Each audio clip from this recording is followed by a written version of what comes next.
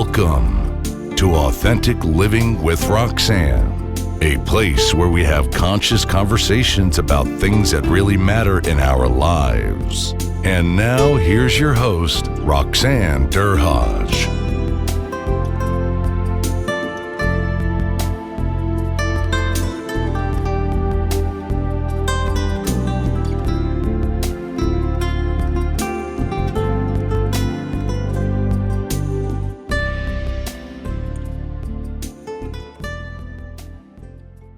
Hi, everyone. It's Roxanne Derhodge of Authentic Living with Roxanne. Thank you so much again for tuning in to my podcast. So today I have a very special guest, Jessica Pettitt. And Jessica and I met at the CAPS convention in Ottawa. Jessica graced us with her presence, being surrounded by us nice Canadians, like she kept saying. Nice. I remember that, where she was a keynote speaker at our conference, and I completely enjoyed your keynotes. It made me chuckle and laugh and understand things from a different perspective. So I'm just going to have a bit of a bio, and I'm going to read it, but what I like is for my guests to just, tell the listeners a bit about you when I'm done.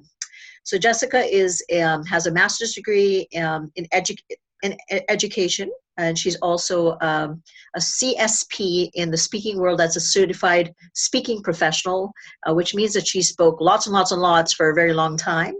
And she pulls together 15 years plus of comedy, and you've trained in comedy, and along with diversity training in a wide range of organizations to move groups from abstract fears to actionable habits to lead their teams to work together. Mm-hmm. With a sense of belonging and understandings, colleagues take more risks with their ideas, converse precious resources through collaboration, and maintain real connections with clients over time. That sounds very nice, because oftentimes, diversity is such a difficult topic for so many people. And I remember when I came to Canada, and I was 16 years old, and at that point a lot of people didn't know where Trinidad and Tobago is on the map, and they didn't know kind of where to place me. And I remember thinking, oh, well, that's kind of different. Why don't you know where we are? And so, having lived a bit of that, growing up elsewhere and then moving to North America, I have a real experience of what that was like, having lived it myself. So, Jessica, thanks so much. So, tell the listeners who you are and what brings you to a space where you talk about diversity and being real. Yeah. So what's interesting about the concept of being real is that I think most of us, and maybe I could say most women, maybe I could say most entrepreneurs, maybe I can say most human beings. I don't know. I'm only coming from my own perspective. But I've spent years and years and years and years trying to, quote, be myself in a container that fit other people's expectations or desires that I never really asked what they were. So I was making assumptions about what other people wanted and then trying to be what I thought other people wanted me to be. And it's just utterly exhausting, really. My own diversity work, I almost completely burnt out doing the same thing I was always doing. I wasn't noticing any differences or any changes or anything.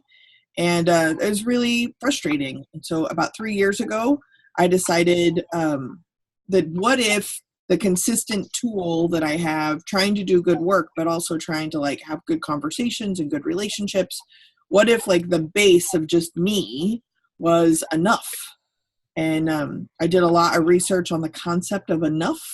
And I think that it brings authenticity, vulnerability, curiosity, and generosity together into a way that has been a much more invigorating way of living my life, and accepts my imperfections and motivates me to try new things. That is who I am. And that is what I try to inspire in other people. You talk about perfect, and, I saw a client this morning, and her story was, I tried to be perfect with what I grew up around. And, it kind of worked out, say, when I was, 12 or 13 years old. But then I grew up into this adult, and I'm still not, I'm trying to be the same way. I'm trying to, be perceived a certain way by people, but I'm realizing it's not so good for me. I'm really not being real, but it's kind of hard to step out of that role. Mm-hmm. When you do your trainings, do you find a lot of people talk about things like that?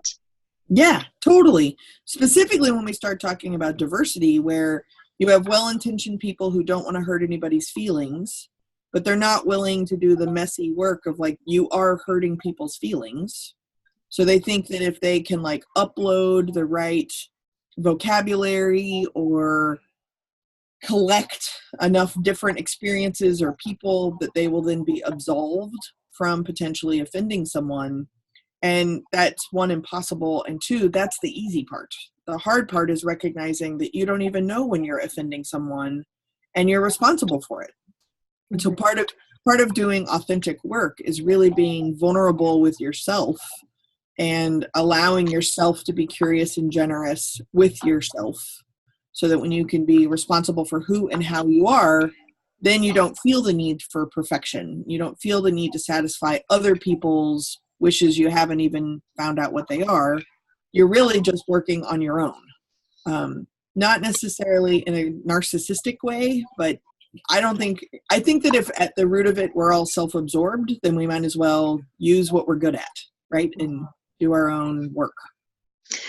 So you work a lot with teams. So I'm curious, because I've been a leader. I've been parts of teams. I've had to work on a lot of projects, and sometimes, in teams, you have people that are stuck, right? They kind of think that my way of doing things are the way that it should be done. And it's hard for them to look outside of themselves to see, well, maybe Jessica's way is different, but it's okay.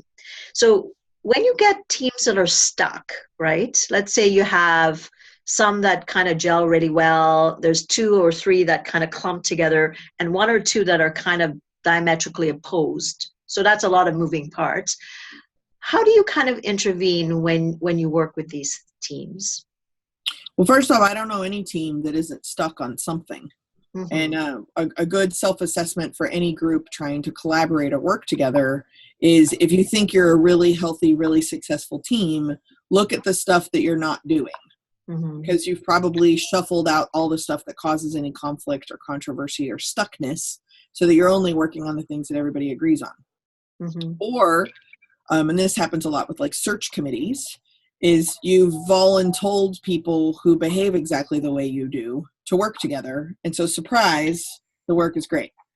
The outcome isn't great. It's not very innovative.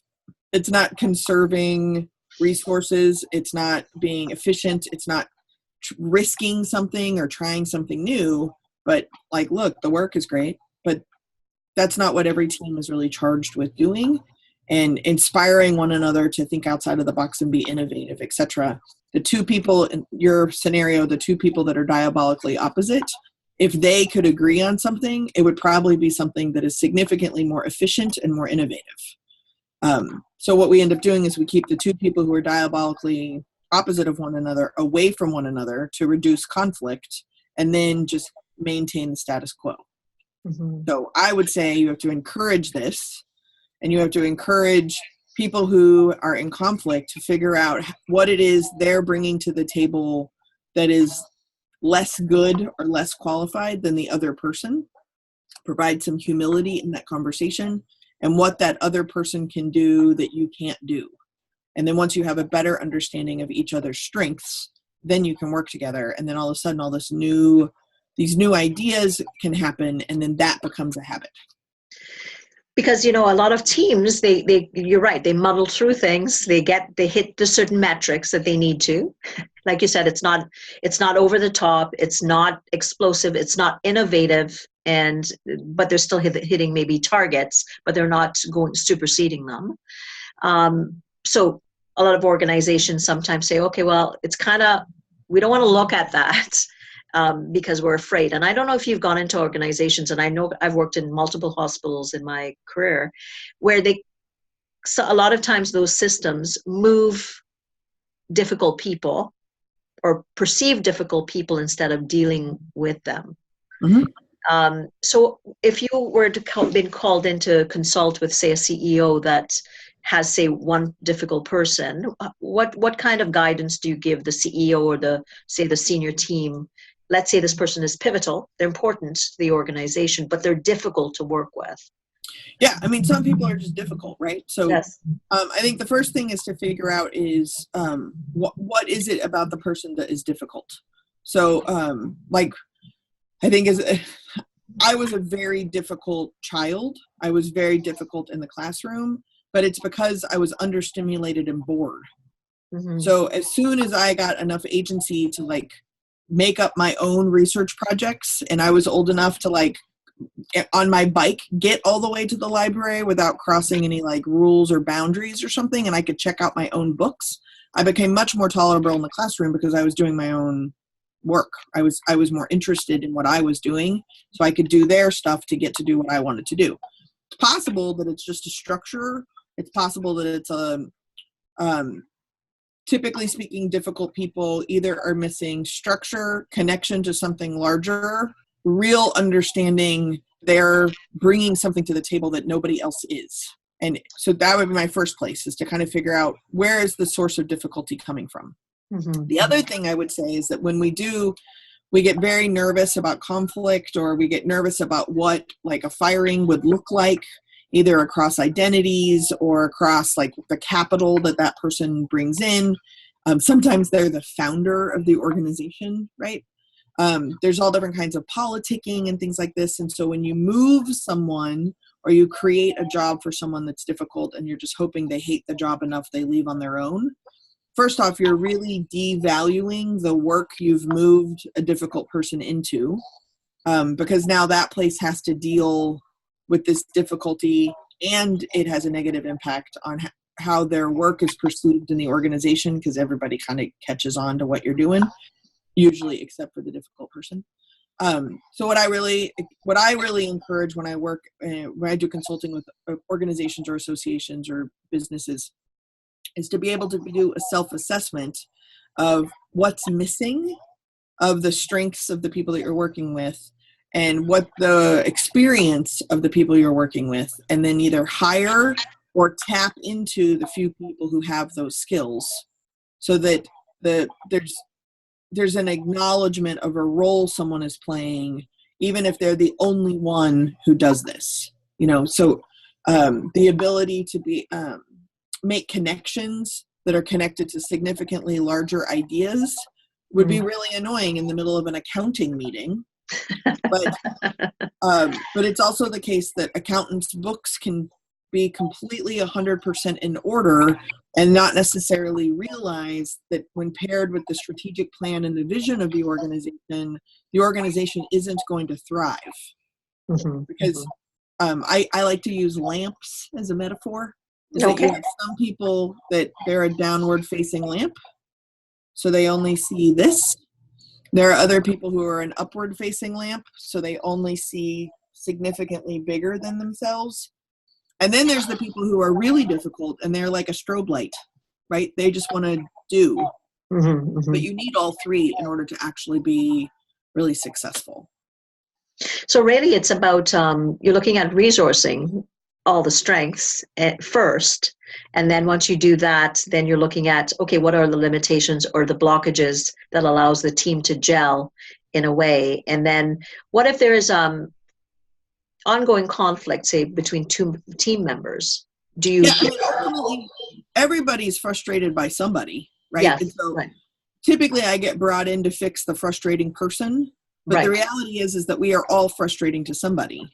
So if you or I or Todd can do the work required to figure out, how am I frustrating? How do I show up in a frustrating way? Then I actually have a space of empathy for the people that are frustrating me, because I know what it feels like to be the person causing the frustration. I know what it feels like. So if I can do that about myself, then I can show up much more aware and responsible for where it is that I'm coming from that could be annoying other people. That habit helps other people do the same thing. And conflict is not horrible. Conflict is where a lot of really fascinating ideas come from. Mm-hmm. What's horrible is the avoiding or the lack of confrontation of, I don't understand. Mm-hmm. And that's being more humble and bringing a sense of humility into a conflict so that you can actually be creative and innovative and try new things. Right. So tell me more how you came up with your brand, because I find it fascinating, your brand. So tell me how did you work with someone to formulate your brand? Or brand of Good Enough Now, you mean? Yeah, Good Enough Now. Yeah, because when I listen to you on stage, it is so interesting, right? Because, when I speak too, right, you're right. You get up there and you're trying not to think about what others think about you, but it is so true. You kind of get up there and think, oh, did I wear the right dress? Did I engage people in this certain way? There's so many things that we go through. And I can say as a psychotherapist, behind closed doors, people show me who they are once they've kind of recognized that I'm safe. So it's a different kind of situation.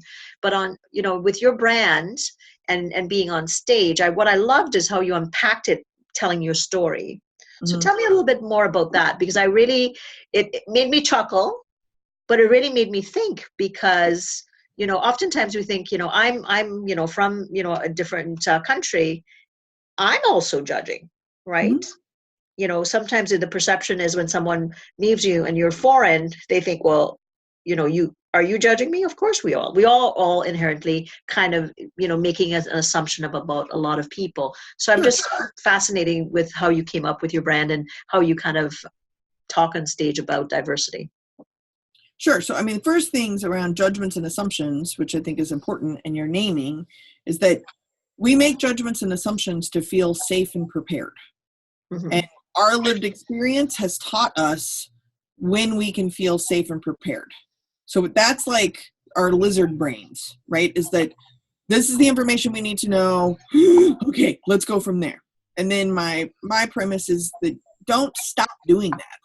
Like old school diversity is like you're never, ever, ever supposed to make judgments and assumptions. Well, how do you ask out somebody on a date versus somebody you don't ask out on a date? Or how do you parallel park without making judgments and assumptions, right? And I don't think it's a practice that needs to be eradicated. I think you just need to be responsible for the patterns that you are making when there's positive or negative, conscious or unconscious bias involved in your judgments and assumptions. And what is the story behind that? What is the root of what makes you feel safe and prepared? And then just acknowledge that that is not the same for everybody else. Mm-hmm. So then you can write your story, just write it triple spaced with extra wide margins so that when you're actually engaging with someone else, they can give you edits to your story. So leave room for edits so that I can find out real accurate information about the person I'm about to interact with. They know their story better than you do. You know your story better than they do. So why are we not engaging in that kind of conversation with a sense of curiosity and generosity nobody likes to be wrong. So I like to say writer, right? Like our stories can become more writer. So that's first, right? Mm-hmm. So as a professional speaker in my audiences, I was on an extended trip where every program I was going to offer happened to come up on the same trip. And so I just had this weird idea to have audience members write down on a sheet of paper what their favorite takeaway was. And then after I did each one, I stapled them and threw them in my suitcase. And then when I came home, I looked at all the sheets. And so there's many things that came from this as far as like developing my brand. And it's always interesting when we talk about branding and authenticity, right? Is that branding is not the font or the color. It's who you are, right? So at the National Speakers Association's last event was called the Brand Lab. And I was actually part of a panel. And I get asked all the time, like, how did you decide, like, how to be? And I'm like, I don't know, high school? Like, I had a 24-hour headgear, and this is what happened. I've got great teeth, and I'm super sarcastic. But it was just too much work to try to be Speaker Jessica. So I just thought I would be Jess. right? Mm-hmm. So like, you know, I'm known for having funky hair and weird glasses, and I don't own hardly any like single colored, plain, solid outfits, right? Like I like me a good pattern. But it's also really affirming that I hear, or people will come up to me and that I don't remember, and I met them years ago, and they'll always say like, I don't expect you to remember, but I remember you. Well, of course you do, because I wear like giant polka dots or something. Mm-hmm. But they always say like, you were so nice. Mm-hmm. Like you know, there was at the brand lab, a guy stood up and said, you know, we both were checking in the hotel roughly at the same time in the middle of the night. He's like, I had no idea you were a speaker. You had no idea that I was with National Speakers Association. Something fell off his cart, and I picked it up, and I said hi and made eye contact and asked him how his flight was. And I don't even remember doing this, but I'm not surprised that I did that. Because Right. that's who I am as a person, right? But that's also who you need to witness when you watch my videos, or who you need to witness when you go to my website. So, or podcasting, right? Like, hello, I just finished breakfast. I am wearing this week's nice outfit, right? This is what I look like. What's the pattern on the outfit? I'm trying to make it out. I'm not ready. I don't know. Jellyfish. Jellyfish. Okay. Polka dots streaming together. It looks very very lively. I don't know. Yeah, it's got pockets too. So anyway, so 3, 2, 1. Back to the audiences that I had write on their little sheets of paper something they remembered. So as a speaker, what's interesting is let's say I offered 10 programs.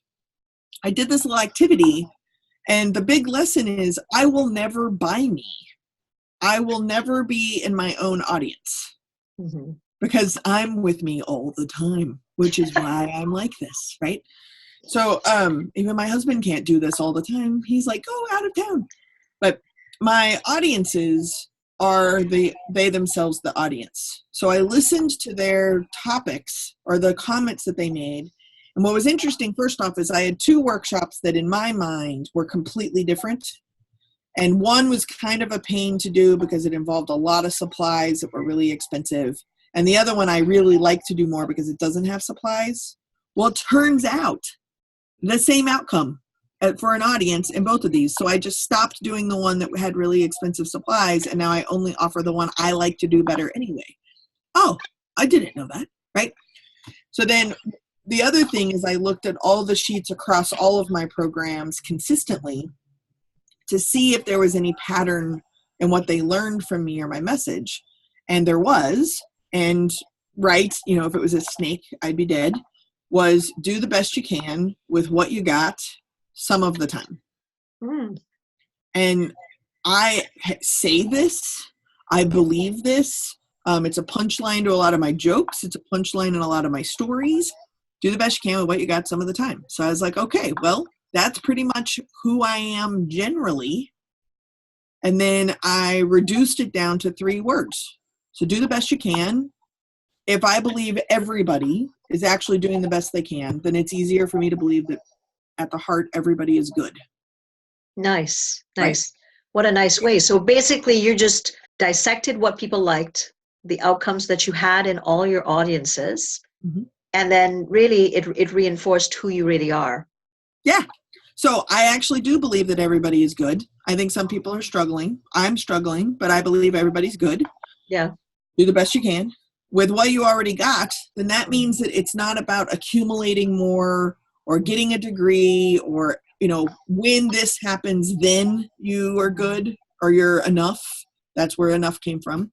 That actually came out of a conversation with my brother. And I don't know if I told this story during the keynote or not, but when my parents died, I raised my brother and I felt incredibly incompetent to be an older sister and read all these books and went to all these conferences and everything. And I was at dinner with my younger brother at some point in time in this journey. And I admitted to him that I felt inferior and I didn't know how to be a sibling. And I was trying really hard and I'm sorry I suck at it so bad. And my brother put his fork down and was like, you've been my older sister since the day I was born. You're already my older sister. You could just like return a phone call.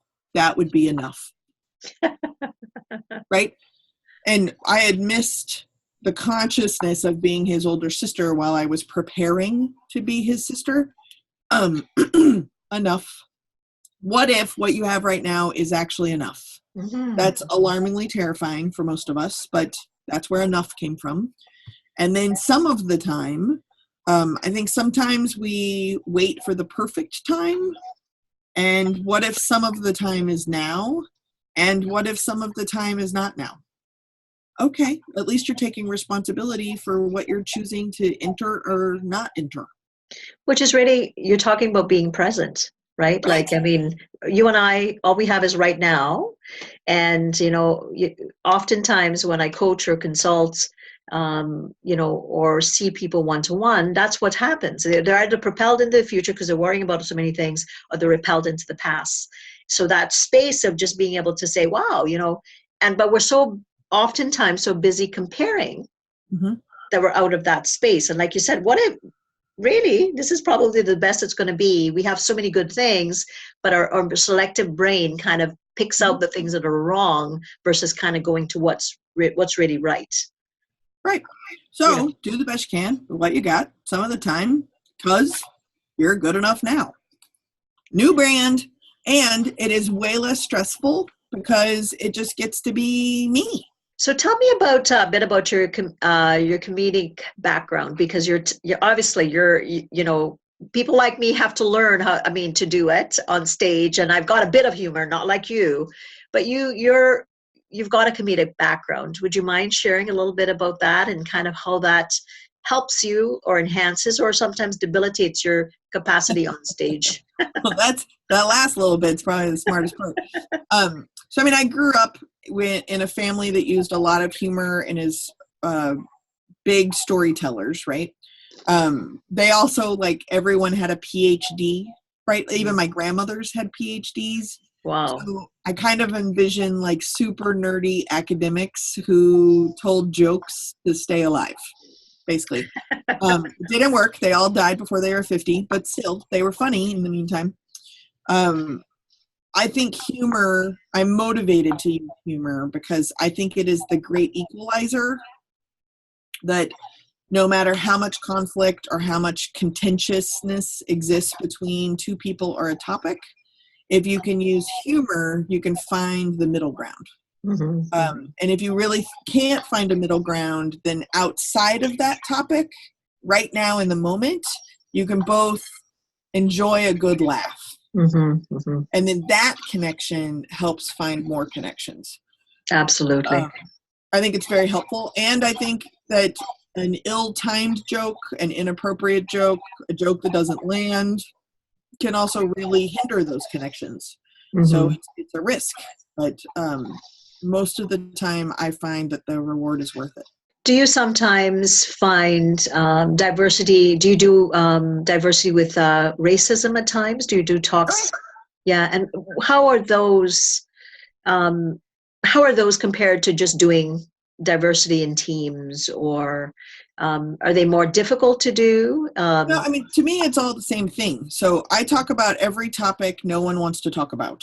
Okay. And anytime I walk into doing consulting or speaking or training work with a group of people, there are more elephants in the room than there are humans. Mm-hmm. And so I just have to kind of figure out which elephants are unique to that audience. And the way to do that is to hit on the elephants that are rampant in our culture. Mm-hmm. So politics, religion, racism, classism, immigration issues, our general fear of difference. Like, that's like base one, right? Mm-hmm. So then from there, I can get a little bit more specific about what's actually happening or potentially happening in the workplace. So we can get to embezzlement, fraud, inappropriate hires, nepotism, sexual harassment. My favorite is I was doing some board consulting, and there was an individual serving on the board who I intuitively figured out was having a inappropriate romantic relationship with 3 different people in the room. And everyone in the room knew it except for the other 2 of the people, if that makes any sense. Mm-hmm, mm-hmm. And they wanted to do team building about working together better. And I was just like, so I'm seeing an elephant, right? But I can't start with that. No, goodness, no. Steve, keep your pants on for an hour, will you? Like, I can't do that. So I have to start somewhere. And sometimes starting at racism, which is usually terrifying for people to engage with, and terrifying because either it's a daily thing they're dealing with and now they feel that they have to do the education of it, or the crazy white lady with the weird hair is going to like call out all the white men. I mean, it's been done poorly for so long. But if I can start at racism and we're kind of, oh, okay, I see her approach her style, and I can get to Steve, keep your pants on, it's causing power dynamics at work. I'm actually serving that team. So you're tipping your toe in the water based on what's in your room, what's in the context, which makes sense. So racism, you think, oh my God, what a topic to start with. But if it's about power dynamics and differential systemically, guess what? It makes sense, right? So right. It depends on what's the context of whatever you're dealing with.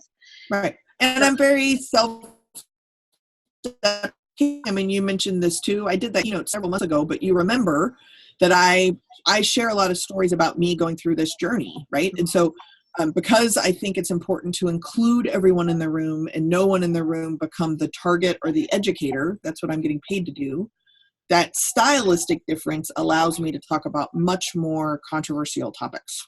Absolutely. Well, it was, I remember my memory of meeting you at the Tim's line, and I did not know who you were. And then you were saying, oh, these Canadians are so nice. And I'm like, I guess you must not be Canadian. That's all I thought, because you were chit-chatting and they're all just so nice. And then I was following you, and I think you had probably just checked in also to the hotel and that kind of stuff. And then I thought, oh, she's the keynote. I had no idea, because I was chit-chatting when we were in the lobby of the hotel, those types of things.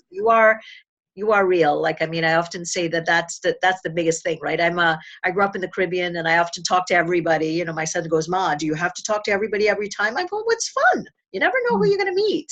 Yeah. So it's a nice thing to be able to see that in other people. Now, Jessica, this has been opening again. Just, I know this was not as comedic as when you were on stage, but I've learned so much more again about your true core message. I just wanted you to, if there's any last words you'd like to share, or tell the listeners where they can get a hold of yourself, or if they're ever needing someone to speak, or just resources that I know there's some resources that you can direct them to. Absolutely. So to get a hold of me, generally, goodenoughnow.com or Jess at goodenoughnow.com is a great way to do that. I also have some secret pages on my website. Dun, dun, dun.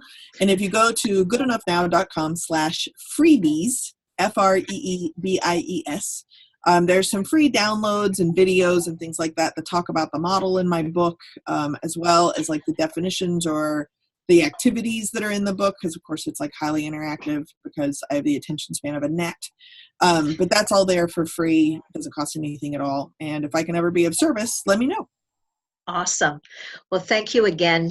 I think of my brand on authenticity, and you're right. We're good enough with what we have at the moment, and it may be the best that it is. And the more that we learn to accept ourselves for who we are, it's just a nicer ride versus looking at the other alternative. So thanks a lot again for taking the time. Hopefully we will. I may come to NSA. I'm still on the fence, but I know you're going to be there from what I've seen with our fellow speakers online. So hopefully we can connect then. And for my listeners, please reach out to Jess if you're needing anything at all. So again, thanks again for listening and tuning in to Authentically Living with Roxanne. And if you're needing any more information, just go to roxannedurhodge.com. Thanks a lot. Take care. We'll chat with you soon. Canada. Thanks for tuning in to Authentic Living with Roxanne, creating the space for positive, healthy change. Roxanne is a keynote speaker, psychotherapist, and coach. To work with Roxanne, visit roxannedurhodge.com/blueprint. We'll see you next time on Authentic Living with Roxanne.